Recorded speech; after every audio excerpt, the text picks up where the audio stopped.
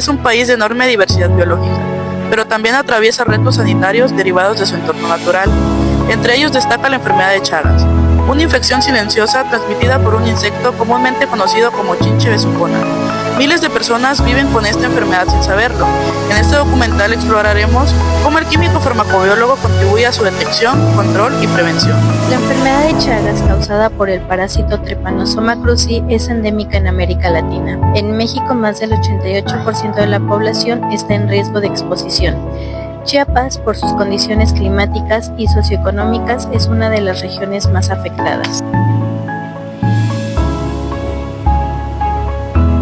Estamos hablando de un contexto de que existen diferentes enfermedades tropicales que han sido desatendidas, no solo en México, sino a nivel mundial. La enfermedad de Chagas es una de ellas y déjame te platico un poco cómo funciona esta parte. Y bueno, no solo en México, sino en varias partes del mundo. No existe un proceso en el cual el paciente pueda llegar inicialmente con una fase aguda y que puedas diagnosticarlo oportunamente.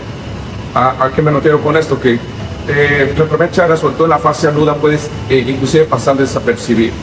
Eso hace que con los mismos pacientes no vean la necesidad de tener que tener un diagnóstico oportuno de la enfermedad. Puede pasar muchos años hasta que aparece una fase crónica de la enfermedad.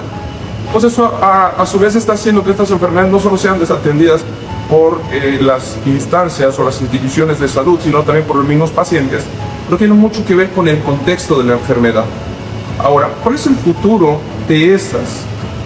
Al menos en México, en Chiapas muy en específico, una de las formas en la que podemos captar a pacientes que tienen ciertas enfermedades tropicales, me voy a referir específicamente a Chagas, es a través de esos pacientes que llegan de manera altruista o por apoyo a un familiar a donación de sangre, ¿no? Al banco de sangre. Se hacen todos los estudios, se les mete un tamizaje también para enfermedad de Chagas y muchas veces sale positivo. Y aquí te voy a mostrar dos caminos, eso es muy importante. Lo primero, no solo es en la fase diagnóstica, que es muy importante, diagnóstico confirmatorio, sino también en la búsqueda de los casos, o en paludismo se le llama pesquisa, a ir a buscar los casos, que vendría siendo básicamente lo que tendríamos que hacer también muchas veces. Poder salir a las comunidades, poder establecer métodos de diagnóstico dentro de las comunidades, ya sea por un tamizaje de pruebas rápidas y que después podamos confirmarlo a través de otros métodos en laboratorio. Entonces es momento de que como vivos farmacobiólogos entendamos de que nuestra actividad, sobre todo en las enfermedades tropicales, no solo está en el laboratorio, sino también fuera de este, nos permite abrir un poco más en el panorama respecto al diagnóstico de las enfermedades.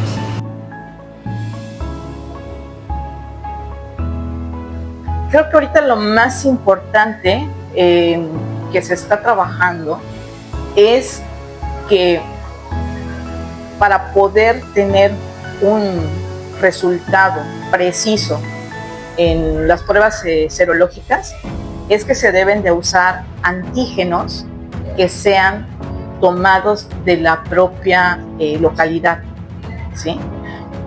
Todas esas pruebas que se habían trabajado para poder saber si una persona estaba infectada eran pues unos kits que realmente fueron, como les decía hace rato, aparte de los medicamentos, otros laboratorios han desarrollado kits para hacer pruebas rápidas de detección de Chagas, pero usaban anticuerpos serológicos de personas de Argentina, donde principalmente los elaboraban, ¿sí? Entonces, lo que se está viendo ahora, que si yo hago una prueba con esos kits, con un paciente que está en México, me puede dar resultados falsos negativos, que ese es el grave problema, ¿no? Porque si me dices es negativo, pues muchas gracias, que le vaya bien, ¿no? Pero si es un falso positivo, le pueden dar tratamiento a una persona que no lo necesita, y es un tratamiento hepatotóxico. Ya no dona sangre si era su requerimiento, o pasa por un tratamiento de este tipo. Entonces, una de las cosas que se está trabajando es eso ahorita. El químico farmacobiólogo desempeña un papel esencial en el diagnóstico y la investigación sobre la enfermedad de Chagas. Su formación en microbiología, inmunología y biología molecular le permite desarrollar y aplicar pruebas precisas para la detección del parásito.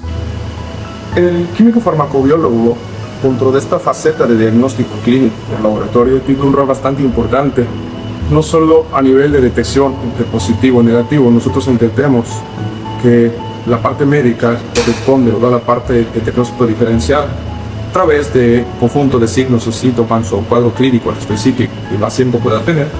Sin embargo, esto debe ser corroborado completamente por laboratorio. A nivel nacional manejamos ciertos estándares en los que un paciente puede ser un caso sospechoso, pero lo importante no son los sospechosos, sino tener los confirmados. Y es aquí donde el químico farmacobiólogo cumple un rol bastante importante, ¿no? Entonces, fue importante no solo conocer el positivo o negativo de una enfermedad, se hablaba, por ejemplo, dengue, Chagas, el paludismo, biosmania, por citar algunos ejemplos de nuestras entidades por vectores, sino también conocer, sí, bueno, está positivo, pero positivo a qué, ¿no? Entonces, en dengue tenemos diferentes serotipos, en paludismo tenemos diferentes especies de parásitos. En el caso de la enfermedad de Chagas, pues nos dirigimos principalmente al Trypanosoma cruzi, ¿no? Y poder diagnosticarlo oportunamente en las diferentes etapas de la enfermedad, pues también nos permite poder tener un proceso de tratamiento al paciente más efectivo, con una mejor predicción clínica para, en el caso de salud de la enfermedad, ¿no? que podamos tener mejores resultados.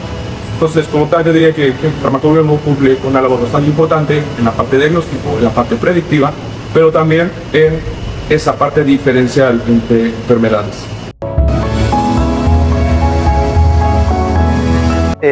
Actualmente se han desarrollado muchas técnicas, especialmente basadas en la detección específica de genes. Entre ellas tenemos la PCR convencional, la PCR anidada, también tenemos la PCR cuantitativa, que esa nos permite verificar en cantidades muy pequeñas la presencia de material genético de este parásito.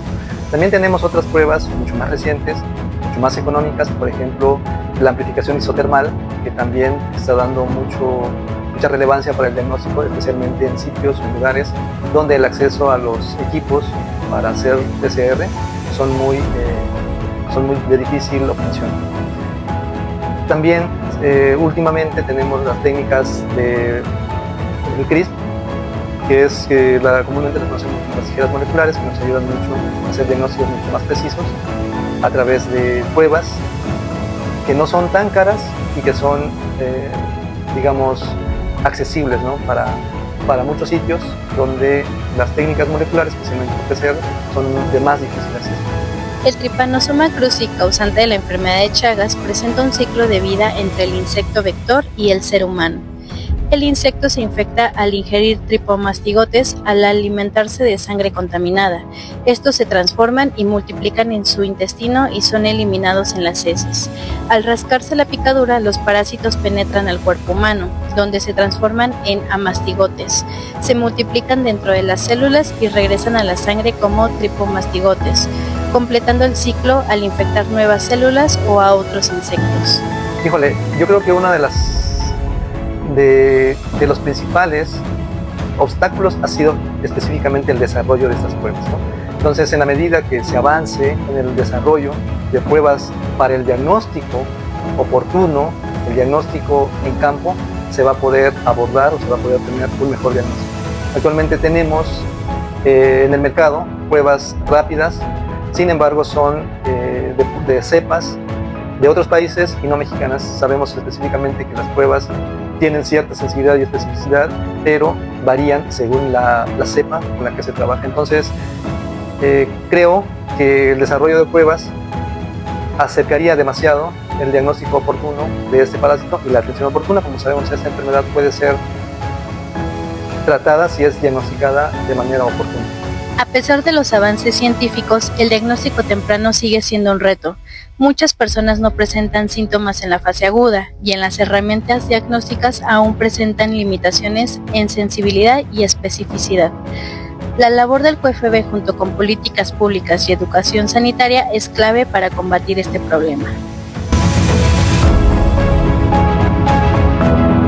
Bien, los avances más relevantes es que ya existen nuevos modelos de detección de la enfermedad, existen ya pruebas rápidas, existen pruebas serológicas que se basan tanto en ELISA como quimioluminiscencia, y también tenemos técnicas ya moleculares para la detección de la enfermedad y así poder detectarla en sus diferentes fases. Las fases de la enfermedad de Chagas son una fase aguda y una fase crónica, y este panel de pruebas ayudan muchísimo para la buena detección o diagnóstico de la enfermedad.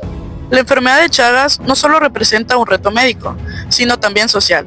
Gracias a la dedicación de los profesionales en el área de la salud, como el QFB, se avanza hacia un diagnóstico más oportuno y un futuro más saludable. La ciencia y el compromiso social son las mejores herramientas para erradicar el rostro invisible del Chagas.